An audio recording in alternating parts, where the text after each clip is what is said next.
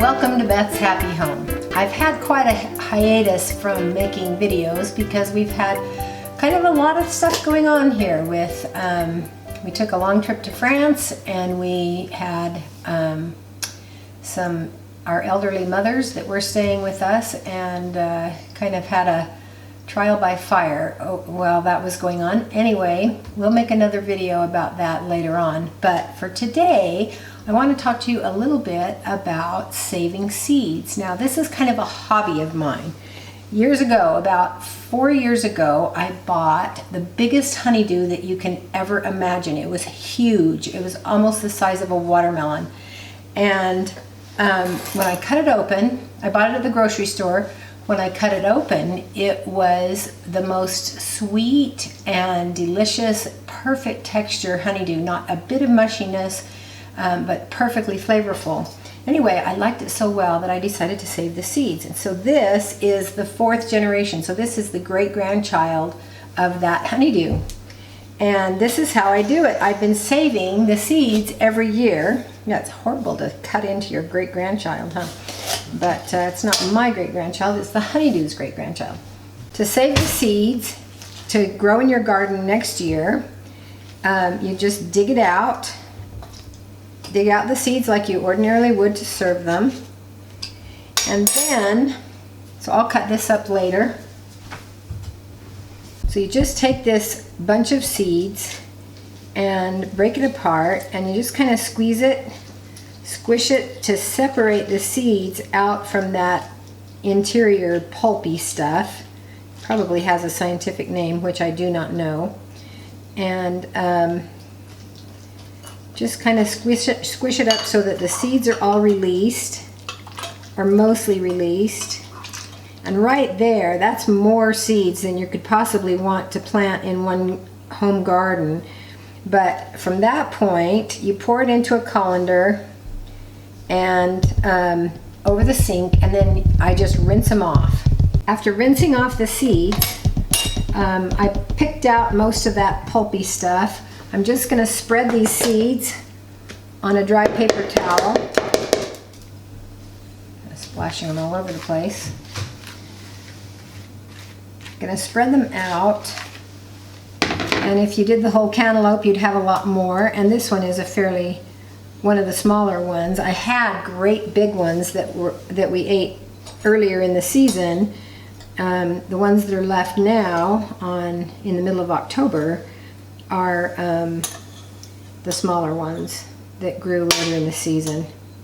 But they produce these huge honeydews. So I've got these spread out and just going to pick out the rest of the pulp that I can see and give this a few days to dry. So I'm just going to move it over to this other counter where they can dry off. Now these are seeds from one of those great big huge ones that we had earlier in the year. And so they've dried on the paper towel, and now I can just kind of break them off.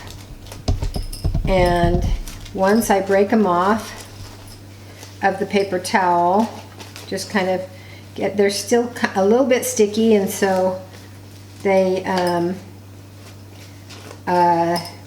want to kind of cling, but I'm just going to put them in a baggie, and then we'll put them in my refrigerator. And that way the seeds are tricked into believing that they got a winter time. And so it takes them into a complete dormancy. And then in the springtime, when I put them in the earth, they come out of that dormancy and they grow into very, very vigorous vines. So that is all there is to saving seeds, and you can do it even from things that you buy at the grocery store. This little pepper is another offspring. This is a sweet pepper. This is another offspring of some sweet peppers that I bought in the grocery store a while ago. And so it's really the same process. I just cut off the top.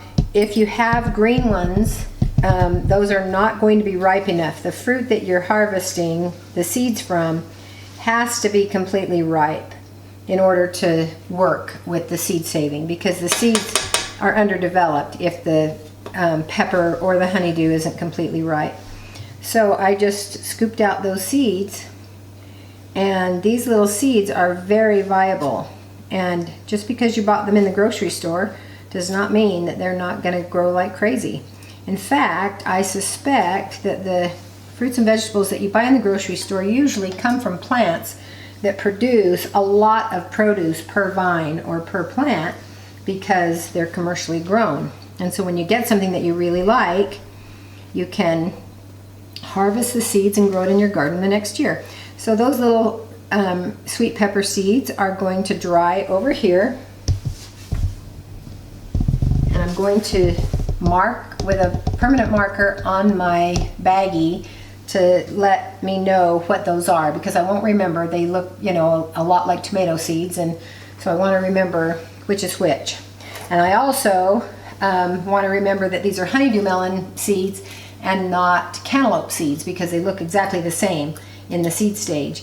And so I want to keep those straight. Okay, here is a butternut squash, and it can be done exactly the same way. And this is actually true of a pumpkin too, but I'm not quite ready to cut pumpkins yet, so I will try to crack through this very, very hard winter squash that I bought at a fruit stand yesterday.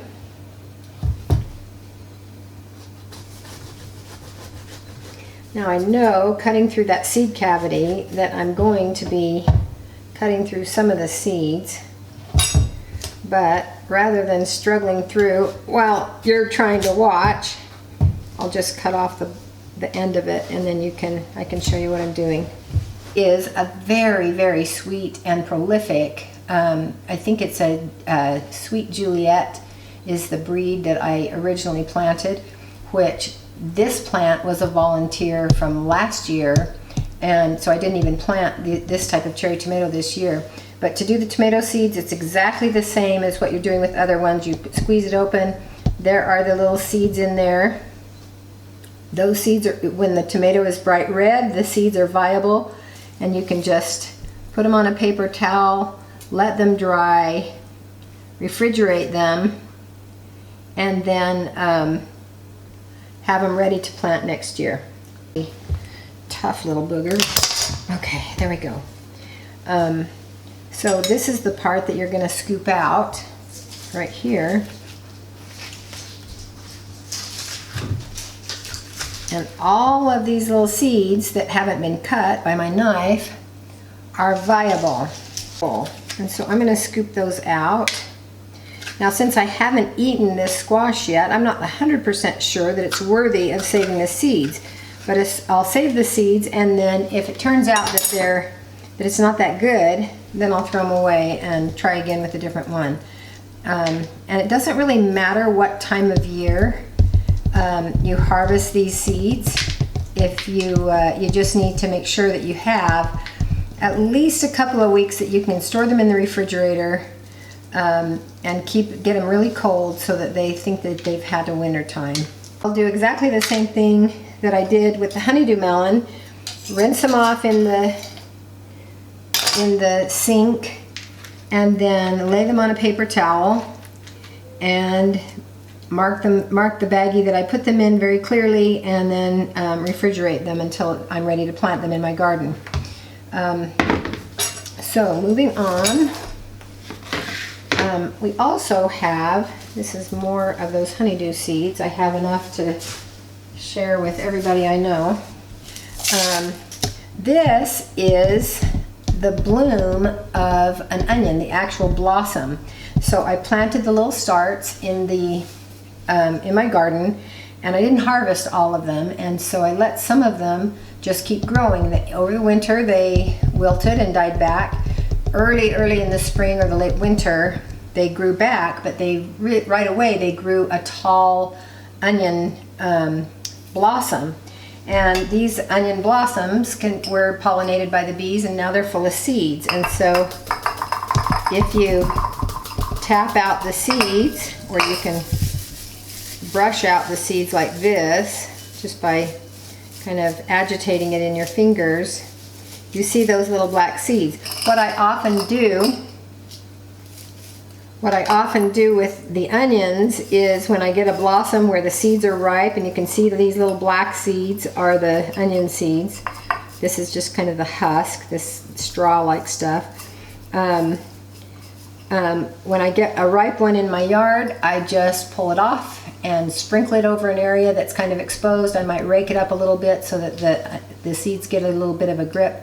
And pretty soon I've got kind of grassy onion starts growing in that spot. And so I've done that all over the yard. So I've got tons of onions growing in my yard around the flowers, around the trees, because I use a lot of onions in my cooking. Here is one more edible plant, and I'm hoping that you can watch these particular types of foods and get the idea of just how it's done. So that you don't have to have specific instructions with pumpkins, because I did the squash and it's going to be exactly the same process. This is a basil plant. It's a sprig of a basil plant that I broke off. So you can see this is just a regular little floret of basil leaves. But this has already gone to seed. And you can see this one right here, the seeds are completely ripe, and they're ripe when they're brown. And so you just strip them off like that. And then you don't have to take them out of their husks. They have a little husk around them, but that protects this little teeny black seed, but you can leave them in their husks when you plant them and they'll be perfectly fine. And there again, to plant these little basil seeds, I'll just agitate the surface of the soil that's fairly loose already. Make sure that it's nice and moist, and then sprinkle the basil on there. And lo and behold, in a little while, a couple of weeks, I'll have little basil starts all over. And then right away, if I get to them right away, I can dig them up with a little spoon and move them around the yard and have basil growing all over the place, so that I can make my pesto and other delicious things a little later in the summer. So those are the basil leaves. I'm going to edit this little portion in because I made a mistake on the first version of my video about saving seeds from the flowers. And so I'm going to show you the fun thing about saving flowers. I had just gorgeous zinnias this year. This is an example, and it's starting to turn brown, so I'm kind of waiting for it to turn brown and I can save the seeds. But this is one that is dry from the same plant. And it's kind of a fun thing to do. You just pull the petals off, and sometimes the seeds stay attached to the petals, and you can just kind of break them off. And sometimes the petals will kind of come off and stay with the core. And that's the way I kind of like to do, is pinch the core of the flower and try to break the petals off without letting the leaves be pulled out of the core. Whoops, put the petals in the bowl and threw away the seeds. So anyway, you're left with kind of a central core like this, and this is where all the seeds are, and you can just pull them off, and that's what they look like. So these are the seeds that come off of this core. So you kind of look at all those zinnia seeds. That's enough to seed my entire yard right there. And a couple other flowers. This is a flower that was part of a wildflower mix, and I don't actually know what it is called. I mean, I kind of can guess, but I'm not certain what it's called. So this is what it's like when it's fresh, and this is what it's like when the petals have fallen off. And the little seeds are kind of clustered around this little core again. And so you can just pull them off and then scatter them on your dirt. You can scatter them in the fall, and then they will seed in the springtime if you just give them enough moisture and open up the soil a little bit so that they can get a grip on the soil. I'm going to mix those together because it'll make kind of a pretty wildflower mix. This is a Nasturtium, and that's what it looks like when it's fresh. They come in yellow and other jewel tones. These are one of my favorites. And this is what the seed pod looks. After the petals fall off, you can see the little bit of a remnant of the petal, and then there is this little tripod of little seeds, they will turn dark brown, or they'll turn about this color of brown. And then each of these is one seed. So a nasturtium blossom only has 3 seeds. So anyway, that's how you save seeds. Now I would have waited for this to turn brown before I picked it off the plant, but I wanted to show you what they look like. So this kind of a seed is a big one. And I don't know whether this seed would be viable if I let it dry or not, but I do know that it has to dry before it is refrigerated. So you'll always find the seeds at the bottom of the blossom, and after the blossom has dried up, you can usually find the seeds and plant them in your own garden, and they're going to give you a beautiful garden next year. They don't have to stay refrigerated. You only need to refrigerate them for a little while to give them the idea that they've had a winter time. It puts them into a complete dormancy. So you can take them out after they've been in there for a couple of weeks. That's the ins and outs of seed saving. And so if you have a plant or any kind of a vegetable that you especially enjoy that has visible seeds, by all means, harvest the seeds, refrigerate them after they're dry, and then plant them in your garden or in your grow box when you're propagating your starts for the next year.